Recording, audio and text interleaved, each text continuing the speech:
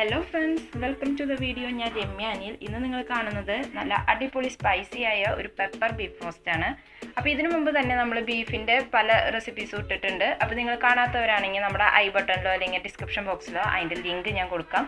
അപ്പോൾ തീർച്ചയായിട്ടും കാണുക. അതുപോലെ തന്നെ നമ്മുടെ ചാനൽ ആദ്യമായിട്ട് കാണുന്നവരാണെങ്കിൽ സബ്സ്ക്രൈബ് ചെയ്ത് സപ്പോർട്ട് ചെയ്യാൻ മറക്കരുത്. നിങ്ങൾക്ക് ഇത് ഇഷ്ടമാവുകയെന്ന് വെച്ചെങ്കിൽ നിങ്ങൾ നിങ്ങളുടെ ഫ്രണ്ട്സ് ആൻഡ് റിലേറ്റീവ്സിന് ഷെയർ ചെയ്യാം. നമുക്കിത് എങ്ങനെയാണ് ചെയ്യണമെന്ന് നോക്കാം.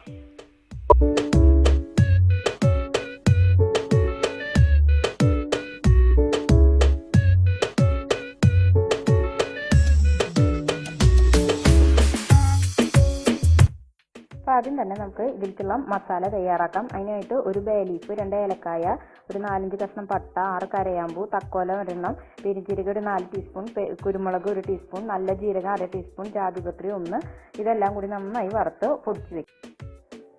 1/2 കിലോ കഴുകി വെച്ചിരിക്കുന്ന ബീഫിലേക്ക് നമ്മൾ ഒരു തക്കാളിയും പിന്നെ 1 ടീസ്പൂൺ മഞ്ഞൾപ്പൊടിയും ആവശ്യത്തിന് ഉപ്പും ചേർത്ത് കൊടുത്തിട്ടുണ്ട്. ഇതിലേക്ക് നമുക്ക് അത്യാവശ്യം വലിപ്പമുള്ള 1 ടീസ്പൂൺ മല്ലിപ്പൊടി ചേർത്ത് കൊടുക്കാം. അതുപോലെ തന്നെ മുളക് പൊടിയും 1 ടീസ്പൂൺ ഇട്ട് കൊടുത്തിട്ടുണ്ട്. അപ്പോൾ എരിവ് ഉള്ള മുളക് പൊടി തന്നെയാണ്, കൂടുതൽ നമുക്ക് കുരുമുളകാണ് ആവശ്യം. അപ്പോൾ ഇനി ഇതിലേക്ക് നമുക്ക് ചതച്ച് വെച്ചിരിക്കുന്ന കുരുമുളക് പൊടിയിൽ നിന്ന് ഒരു 1/2 ടീസ്പൂൺ കുരുമുളക് പൊടിയും ചേർത്ത് നന്നായിട്ട് തിരുമ്മി യോജിപ്പിച്ചെടുക്കുക. അപ്പോൾ നമുക്ക് ഇതിലേക്ക് ആവശ്യത്തിന് വെള്ളമൊന്നും ചേർത്ത് കൊടുക്കേണ്ട ആവശ്യമില്ല. നമ്മൾ തിരുമ്മി യോജിപ്പിക്കുമ്പോൾ തന്നെ ഇതിലേക്കുള്ള വെള്ളമൊക്കെ തന്നെ വന്നോളും. പിന്നെ ആവശ്യത്തിന് ഉപ്പും കൂടി ചേർക്കുക, കുറച്ച് കറിവേപ്പിലയും കൂടി ചേർത്ത് നന്നായി മിക്സ് ചെയ്തിട്ട് നമുക്ക് പ്രഷർ കുക്ക് ചെയ്തെടുക്കാം. അപ്പോൾ സാധാരണ നമ്മൾ ബീഫ് വേവിക്കുന്ന അത്ര ടൈം നമുക്കിത് വേവിച്ചെടുക്കേണ്ട. പകുതി വേവിലെടുത്തിട്ട് ബാക്കിയെല്ലാം നമ്മൾ ചട്ടിയിലിട്ട് റോസ്റ്റ് ചെയ്തെടുക്കുകയാണ് ചെയ്യാം. അപ്പോൾ നമ്മൾ സാധാരണ ഓരോ പ്രഷർ കുക്കറിൻ്റെ ഇതിനനുസരിച്ചിരിക്കും വേവ് എന്ന് പറയുന്നത്. സാധാരണ ബീഫ് 20 മിനിറ്റാണ് വെക്കാറ്, പക്ഷേ ഇപ്പോൾ 10 മിനിറ്റ് പ്രഷർ കുക്ക് ചെയ്തെടുത്തതാണ്. അടുത്തതായിട്ട് നമ്മളിവിടെ നല്ല കട്ടിയുള്ള ഒരു പാത്രം എടുക്കുക. എന്നിട്ട് അതിലേക്ക് ആവശ്യത്തിന് ഓയിലും കൂടി ചേർത്ത് കൊടുക്കുക. നമ്മളിവിടെ 1 മുറി നാളികേരക്കൂത്ത് എടുത്തിട്ടുണ്ട്. അത് അതിനകത്ത് ചേർത്ത് നന്നായിട്ടൊന്ന് ഫ്രൈ ചെയ്തെടുക്കുക. അപ്പോൾ നമ്മുടെ നാളികേരക്കൂത്തൊക്കെ നന്നായിട്ട് ഫ്രൈ ആയി വന്നിട്ടുണ്ട്. ഇനി നമുക്ക് ഇതിലേക്ക് ഒരു സവാളയും പിന്നെ ഒരു 200 ചുവന്നുള്ളിയാണ് നമ്മൾ എടുത്തിരിക്കുന്നത്. ഇതും കൂടി നമുക്ക് ചേർത്ത് കൊടുത്ത് അതിൻ്റെ പച്ചമണമൊക്കെ നന്നായിട്ടൊന്ന് മാറി വരുന്ന പോലെ വഴറ്റി കൊടുക്കുക. അതിനുശേഷം നമുക്ക് ഇഞ്ചിയും വെളുത്തുള്ളിയും ചേർത്ത് കൊടുക്കാം. അപ്പോൾ നിങ്ങൾ ചുവന്നുള്ളിക്ക് പകരം സവാളയാണ് എടുക്കണമെന്ന് വെച്ചാൽ 2 എണ്ണം കൂടുതൽ എടുത്താൽ മതി. പക്ഷേ ചുവന്നുള്ളി ആയിരിക്കും കൂടുതൽ നന്നായിരിക്കുക. ഇനി ഇതിൻ്റെ ഒരു പച്ചമണം മാറുന്ന വരെ നന്നായിട്ട് ഇളക്കി കൊടുക്കുക. അതിനുശേഷം നമ്മളൊരു 8-9 പച്ചമുളകും കൂടി ചതച്ച് വെച്ചിട്ടുണ്ട്. അതുപോലെ തന്നെ ഒരു വലിയ കഷ്ണം ഇഞ്ചിയും ഒരു 2 കുടം വെളുത്തുള്ളിയാണ് എടുത്തിരുന്നത്. അതിലെ പകുതി നമ്മൾ മുമ്പ് ചേർത്തിട്ടുണ്ട്. ഇനി ബാക്കിയുള്ളത് വേണം നമ്മൾ ഇപ്പോൾ ചേർത്ത് കൊടുക്കാൻ. അപ്പോൾ ഇഞ്ചി, വെളുത്തുള്ളി, പച്ചമുളക് ഇത് നമ്മൾ ചേർത്ത് കൊടുത്തു. ഇപ്പം നമ്മുടെ ഇഞ്ചി, വെളുത്തുള്ളി, പച്ചമുളക് പേസ്റ്റൊക്കെ നന്നായി മൂത്ത് വന്നിട്ടുണ്ട്. ഇനി നമുക്ക് ഇതിലേക്കുള്ള മസാലപ്പൊടികൾ ചേർത്ത് കൊടുക്കാം. ഇപ്പോൾ നമ്മൾ ഒരു 2 ടീസ്പൂൺ മല്ലിപ്പൊടി, പിന്നെ ഒരു 1/2 ടീസ്പൂൺ മുളക് പൊടി. ഇപ്പോൾ നമ്മൾ നല്ല എരിവുള്ള മുളക് പൊടിയാണ്, പിന്നെ കുരുമുളകാണ് ബാക്കി ചേർക്കുക. അപ്പോൾ 1/2 ടീസ്പൂൺ ഇട്ടാൽ മതി. പിന്നെ 1 ടീസ്പൂൺ നമ്മൾ പൊടിച്ച് വെച്ചിരിക്കുന്ന ബീഫ് മസാല, ഇതെല്ലാം കൂടി ചേർത്തിട്ട് നന്നായിട്ടൊന്ന് വഴറ്റിയെടുക്കുക. ഇതിൻ്റെ ആ ഒരു മണമൊക്കെ മാറി നന്നായി മൂത്ത് വരുമ്പോൾ നമുക്ക് വേവിച്ച് വെച്ചിരിക്കുന്ന ബീഫ് ഇതിലേക്ക് ഒഴിച്ചു കൊടുക്കാം.